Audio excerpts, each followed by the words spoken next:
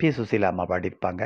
பத்மினி அந்த ஒவ்வொரு விதமாக அந்த கலெக்டர் துரைக்கு காட்சி கொடுப்பாங்க பாருங்கள், ஒவ்வொரு ஊர்லேயும் ஒவ்வொரு அம்மனா.